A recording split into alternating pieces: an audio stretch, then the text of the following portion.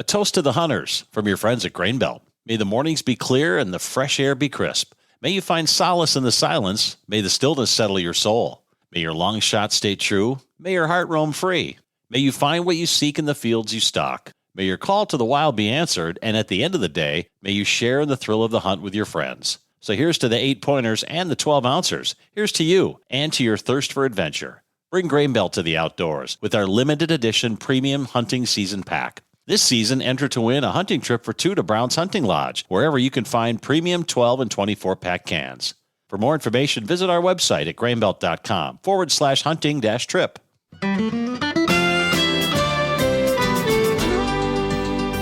Hey, everybody. Bill Sherck, the man about the woods. Welcome to the Minnesota Bound podcast, the stories behind the stories. And, oh, does it feel good to be back home? I'm sitting in my office here with all the paperwork laying around. The computer screens are up. Swiss Army, our master podcast engineer, is here today. And to his right, my partner in crime with her Libres les Sardines hat. It's free the sardines. Free the sardines. What's that all about? You know what? I don't know. I was gifted this hat. It's bright yellow. And for my birthday, you had a birthday recently too. Happy birthday to same you. to you. Bill and I have birthdays literally, I think, 24 hours apart. Yeah. Thank you. I didn't get a card from her. No. I know. It must be lost in the mail. Keep Nor checking. did I get an invite to the big fashion show this year. Now, Bill, we know that is not the truth. Oh, it is the truth. No. So I sat at home in front of the TV watching E.T. eating Hungry Jack's Salisbury steak TV dinners and moping. That you weren't at the fashion show? Well, your good friend Ryan Not that I Johnson wasn't- showed up. Yeah, well, more He's a on good that supporter. to come. Yes. Anyway, free the sardines. I'm not quite sure what the hat means. It's in Spanish, but someone told me I need to look it up. So I got to look up what Libres de Sardines means. Well, it's awesome. And I'm happy to see you. You have been a traveling fool. Well, so have you. We're always ships in the night until we come back to our host chat, and then we catch up on life. We've had a lot of laughs before we started this podcast about a few things already. So, and there is truth to your shower blow, but we're going to wait for a little bit to let people know what that's all about. yes. I am so it's excited. Quite the story. So horseback, autumn trails, what's that all about? Looks like you were out on a bit of an adventure. Well, yes. I mean, I love horseback riding. I grew up horseback riding. I've mentioned that. Was a barrel racer for a lot of years. So I currently don't have a horse, and someday I'd love to get back into it. But I have friends that have horses, and so every fall season we kind of do our annual little trail ride. And Brooke Voss, a good friend of mine, she and her husband Jared are avid outdoors people and big pheasant hunters, and she is an interior designer. So Brooke Voss Design, she's very talented, but she has Icelandic horses. And Icelandic horses are gaited horses, and What does gated mean? Gated means they, horses have walk, trot, canter, and gated horses have, I guess, a fourth or fifth gait where they have the ability to move their legs in a pattern where how do I explain this? The amount of, like, if you're in a trot, the horse is quite bumpy, right? Yep. The gaited horses have a gait that actually makes your ride very smooth. And wow. That's why they were bred that way. So you have the Peruvian Paso, the Missouri Foxtrotter, Tennessee Walking Horse, Icelandic horses, I'm probably forgetting some. But all of those horses over the years were bred because of their smooth gait. So when you are riding for long periods of time, that they have a very smooth gait. So Icelandic horses are really interesting in the way they moved. It's called a tolt.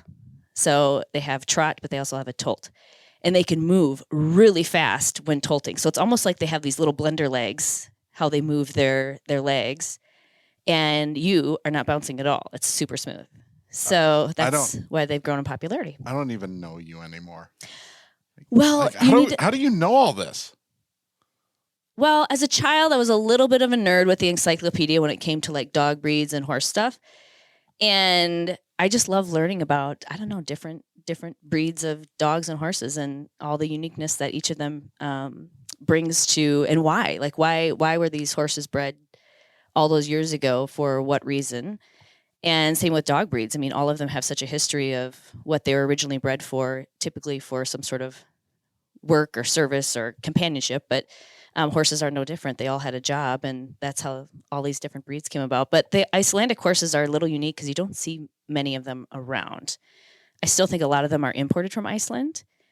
And in fact, every summer, my girlfriends and I like to do an equestrian summer adventure. And a couple summers ago, we went to Wyoming and we stayed at 10,000 feet and slept in canvas tents and froze our tails off because we didn't realize it would be that cold in the summer in the mountains of Wyoming, but it was. But so fun. And so now I actually found a place in Iceland that you can do a packing trip where you camp and trail ride, and then you camp at the next destination, and you can do, a 3-night, 5-night overnight.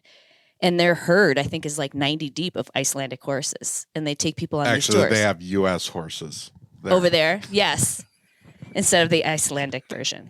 Anyway, so I went on a trail ride with Brooke. Where'd you go? Am I allowed to ask?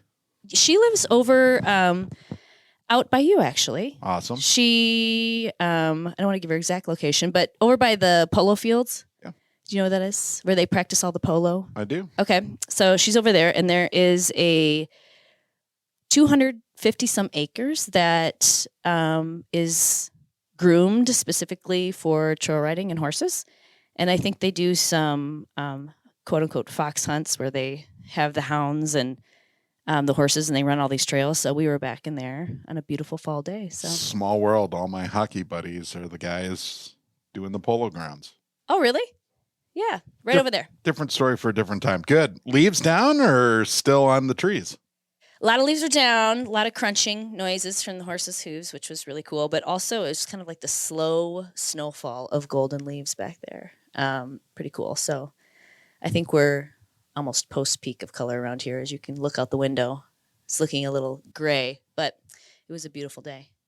Yeah, it's funny. I came home from the woods, the 40-mile-an-hour winds and leaves swirling every direction, and tried to take the tractor out and chop up the leaves in the yard. It was just stupid. It was just a waste of time. I'm sure, because then they're just blowing around, and I just got mad. And I know. And then you're like, do I look like I'm foolish right now? I do. The neighbors were probably looking at me. How was your trip to Maine? Chata, Kona. It was amazing. Or as they say, what's the word? Wicked. It was wicked. Wicked good. We had just an absolute blast in Maine. Visiting the North Maine woods, 3.5 million acres. One of the biggest expanses of wilderness I've seen ever. And just a few dirt roads here and there. We were in a moose camp owned by Robert Franklin, who's a Maine guide.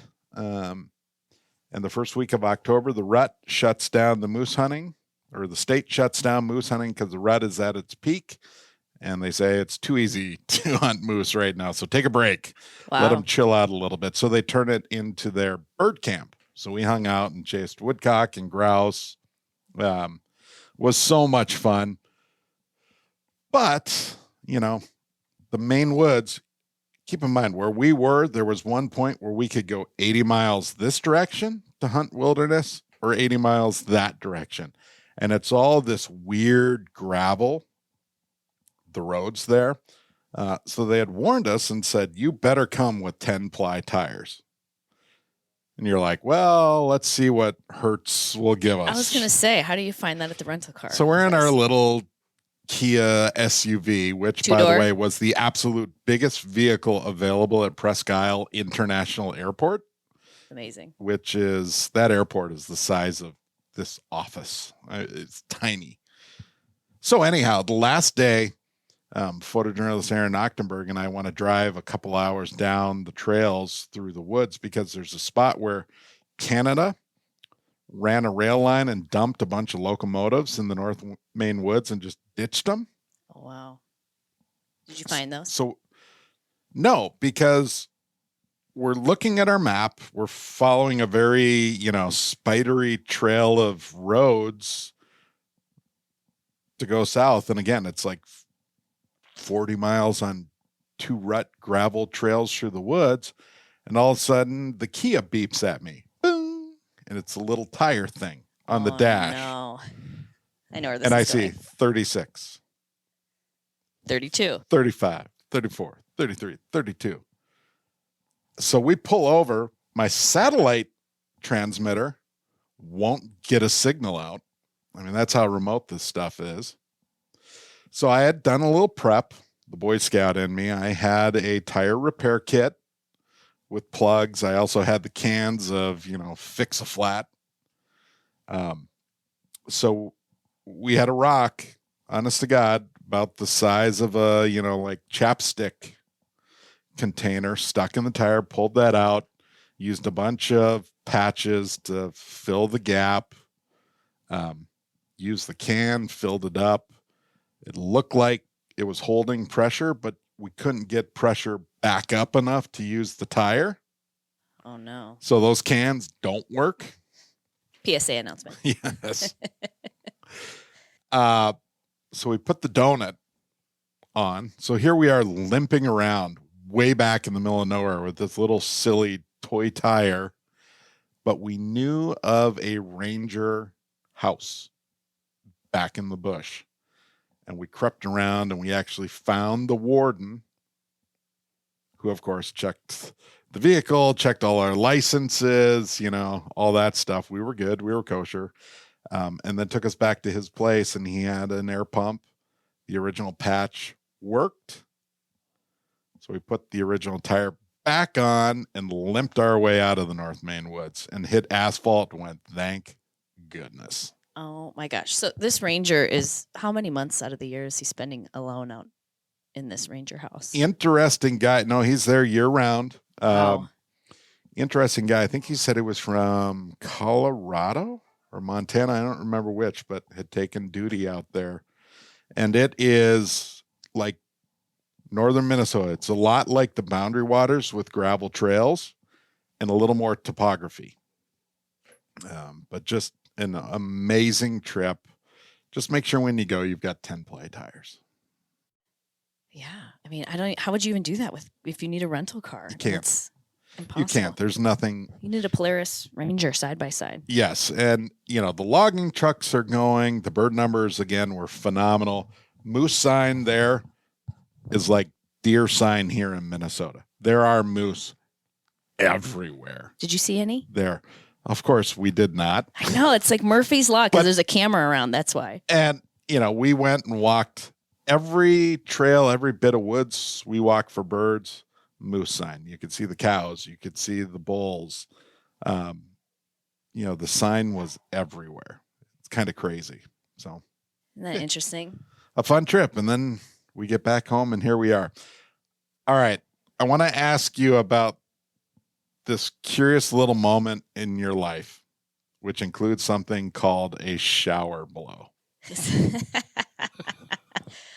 I know people are getting the wrong idea right now. I don't think so. We're going to talk about it next. But first, we need to thank the sponsors who help make the Minnesota Bound podcast happen every week. First up, our good friends at Connecticut.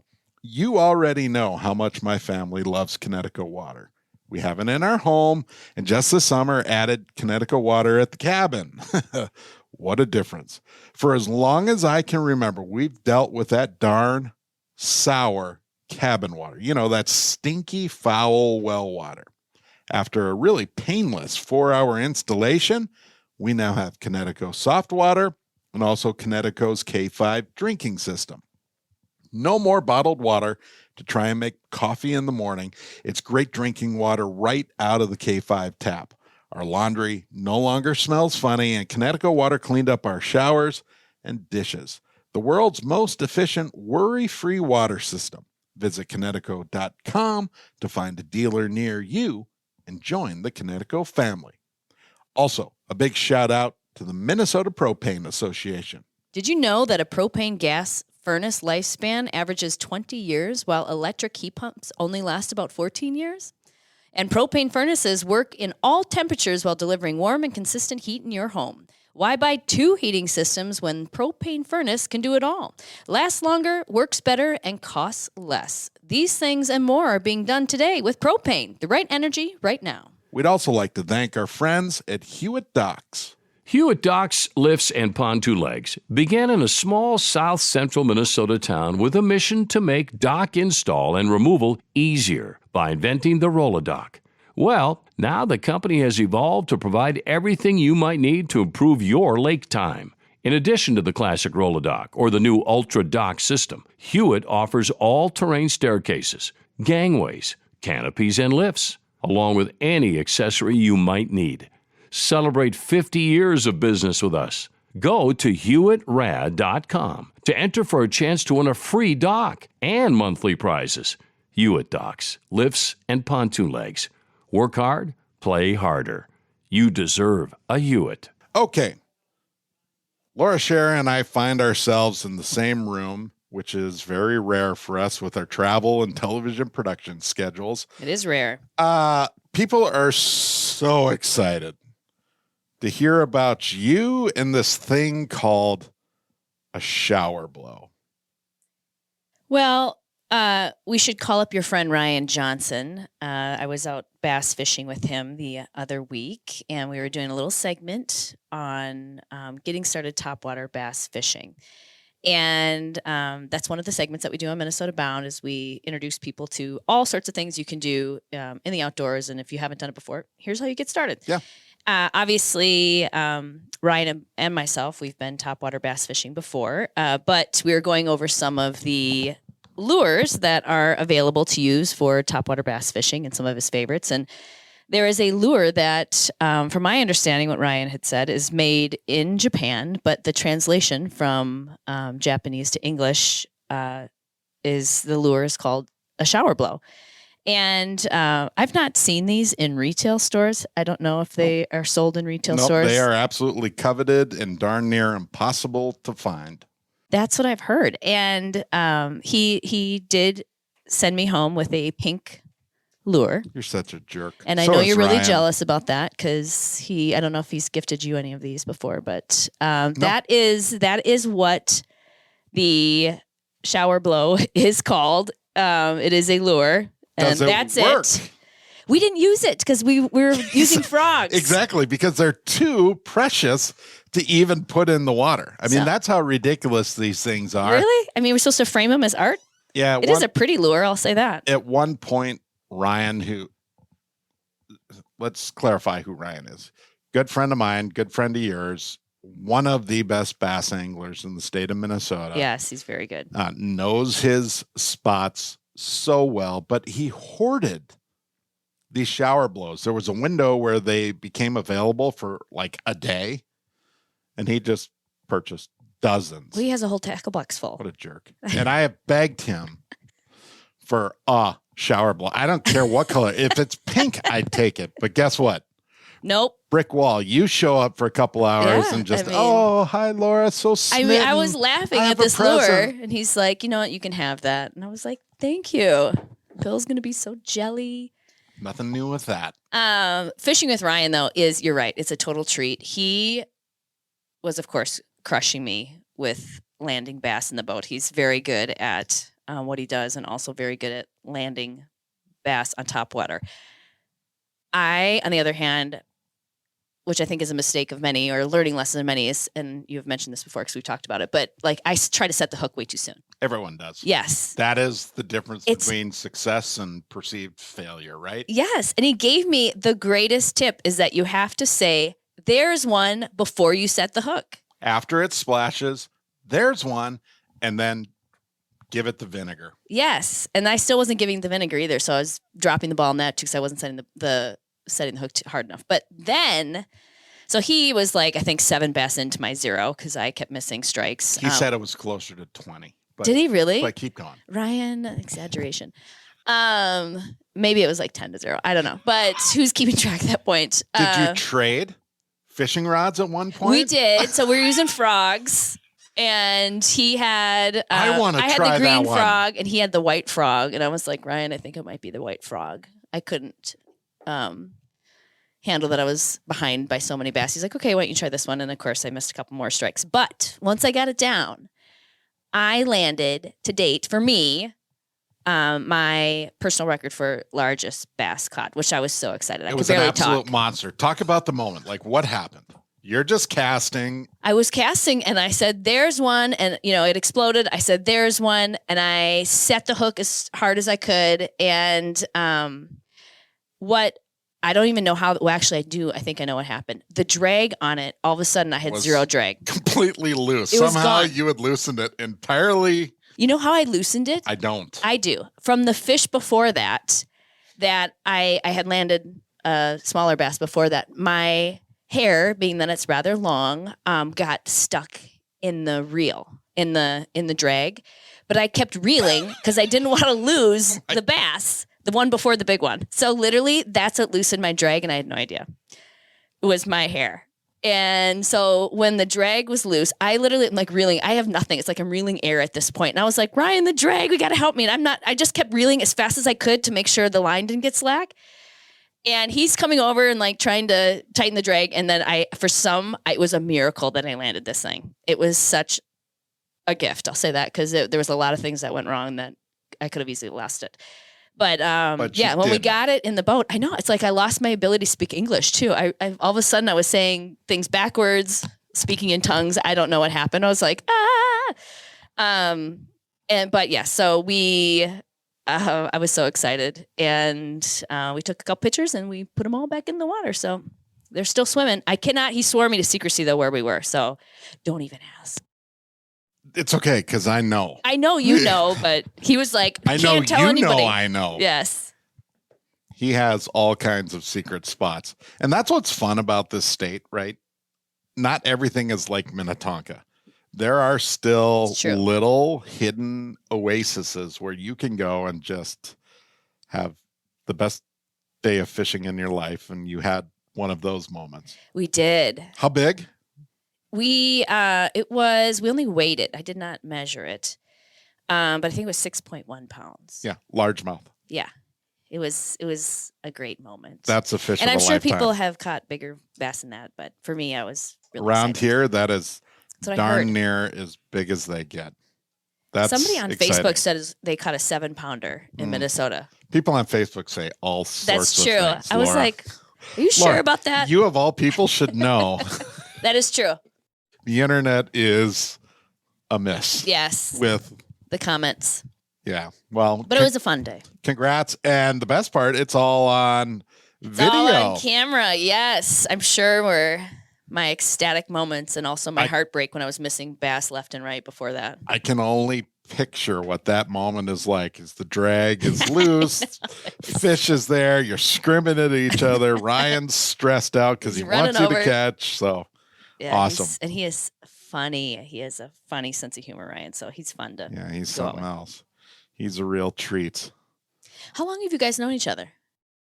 A long time.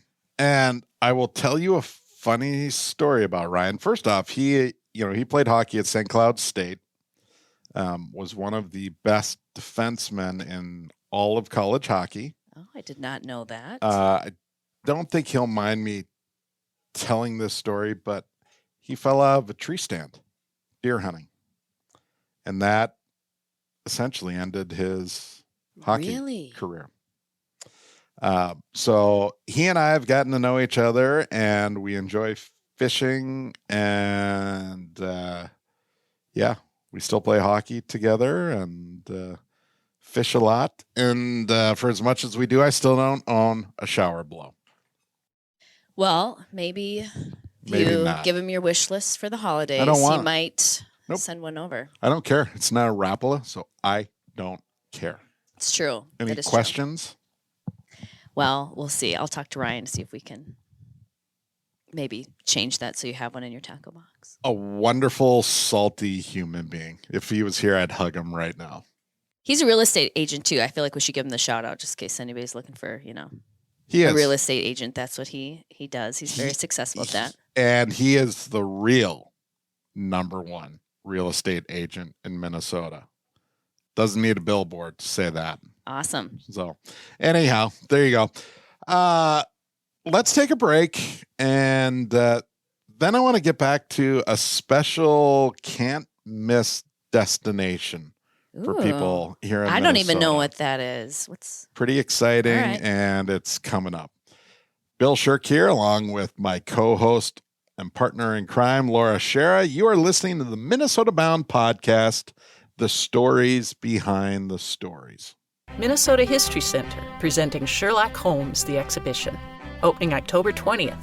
Try investigative techniques and explore the history of the world's most infamous detective. More at mnhs.org. It's time to plan your fall hunt in North Dakota. Get this, with an estimated 3.4 million breeding ducks, North Dakota's central region is prime habitat for hunting waterfowl. In fact, right now, the state's breeding duck index sits 38% above the long-term average, and the water's up too. The spring water index is up 616% over 2021. That's a good thing. Now, when you consider that North Dakota has approximately 700,000 acres of private land open to public walk-in hunting, guess what? You've got an outdoor oasis. For the latest information about public hunting lands and private land open to sportsmen and women, visit North Dakota Game and Fish Department. Bag your limit this fall in North Dakota. Visit legendarynd.com. Hi there, Ron Schara here for Star Bank. If you're putting your money into mega banks down the street, who knows where that money's being used? Bank locally. Keep your money local with a community bank that actually cares about you, your family, your business, and your goals. Check out the bank we use at Minnesota Bound. Try Minnesota's own Star Bank. You can find them online at starbank.net. When you call Star Bank, you actually hear a real living person answering the phone. Star Bank has 10 convenient locations around Minnesota to serve you and all the mobile banking products that you need to manage your money. Check out all that Star Bank has to offer at starbank.net. Remember, FDIC, an equal housing lender. Bill Sherck and Laura Schara here. We are just waxing a little bit about some of our recent adventures and what's next. Where are you headed to next?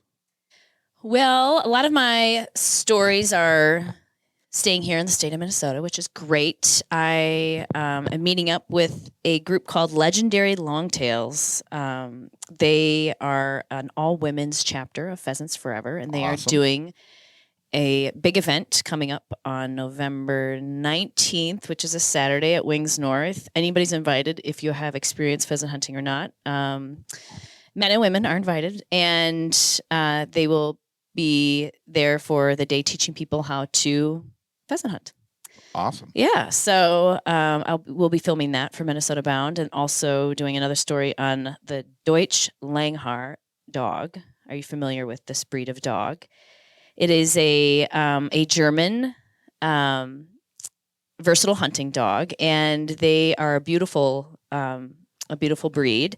However, they are rather rare here in the U.S. so far. They're gaining popularity, but in order to breed these dogs, and I think in order to even own one, you have to go through multiple testing scrutiny to ensure that the breed stays as pure as it possibly can. And this has been going on for hundreds of years. So they have a big event in South Dakota, which they'll be taking some pictures and things, and they fly in judges from Germany.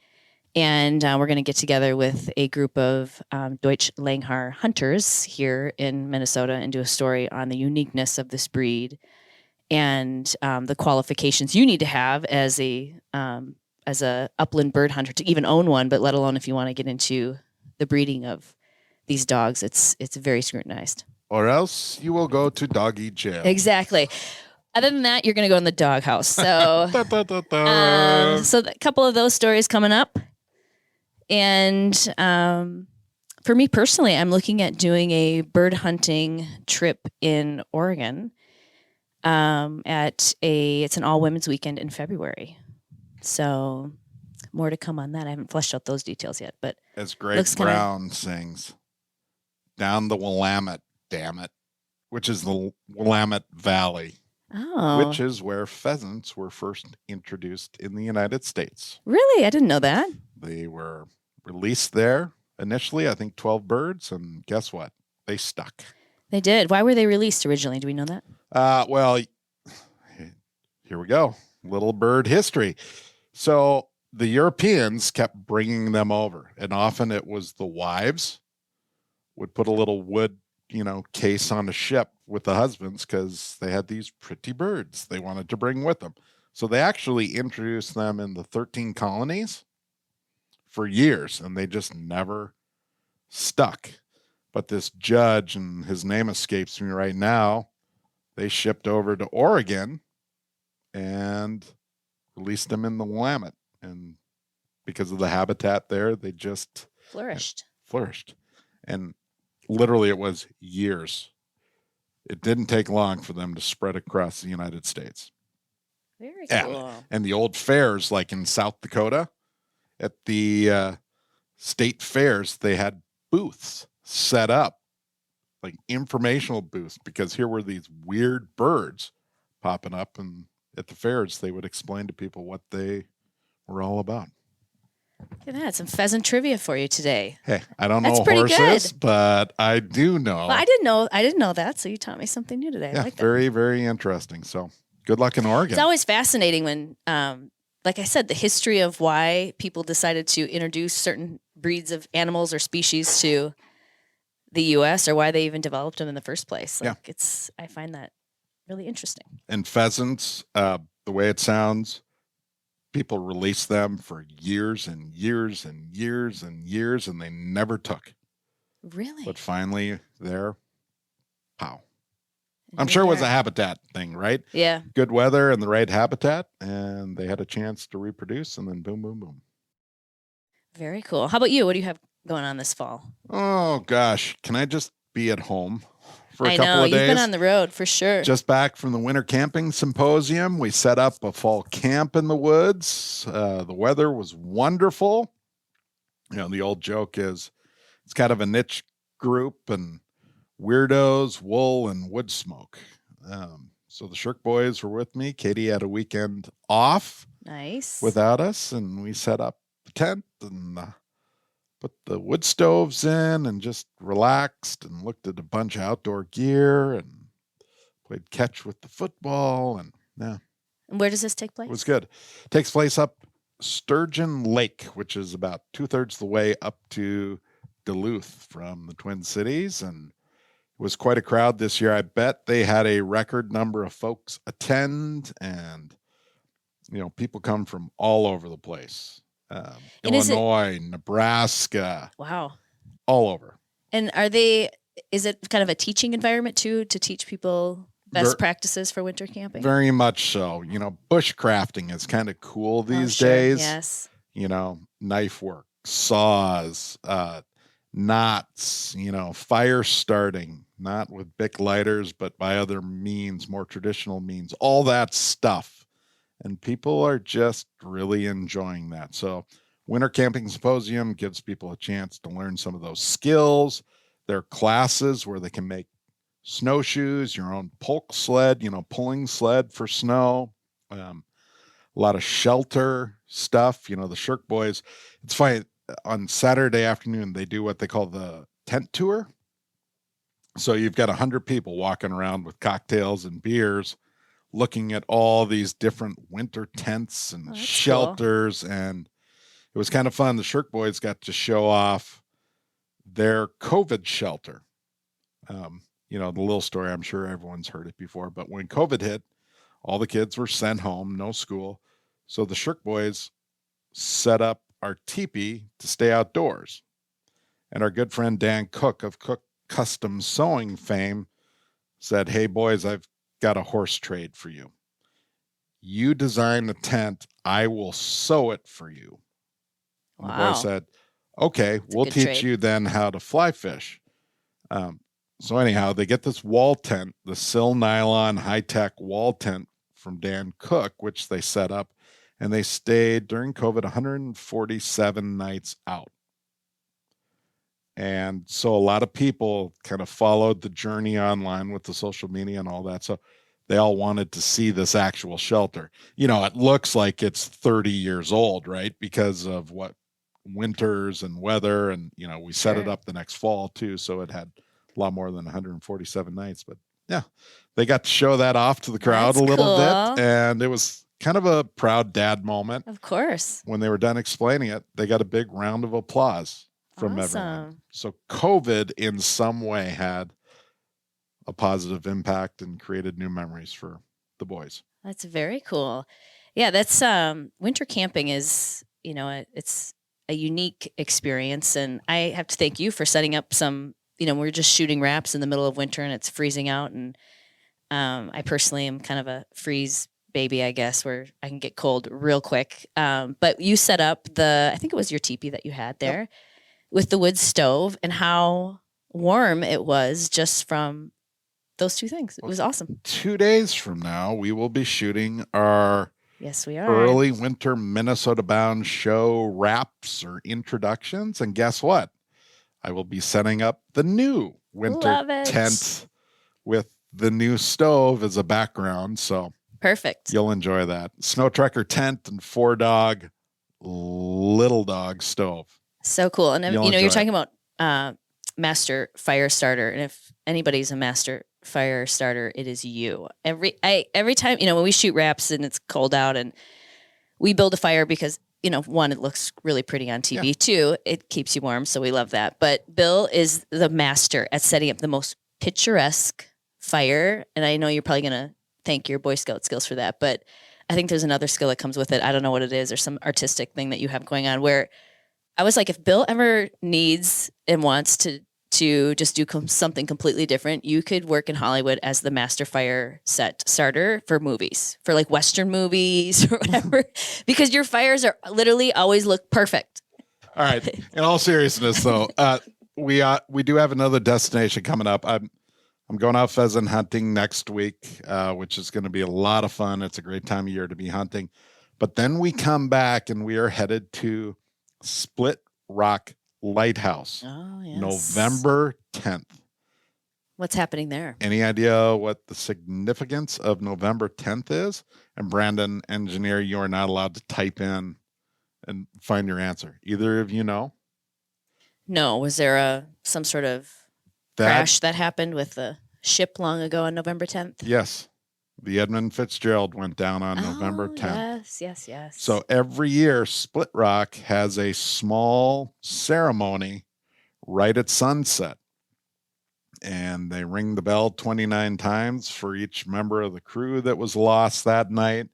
And that is the only time of year that they light the beacon at Split Rock Lighthouse. So we will be there for the lighting. Oh, that's cool. I think it is probably a very dark and harrowing evening, but a chance to pay homage and realize how incredible Lake Superior is. Yeah, it sure is. Very powerful.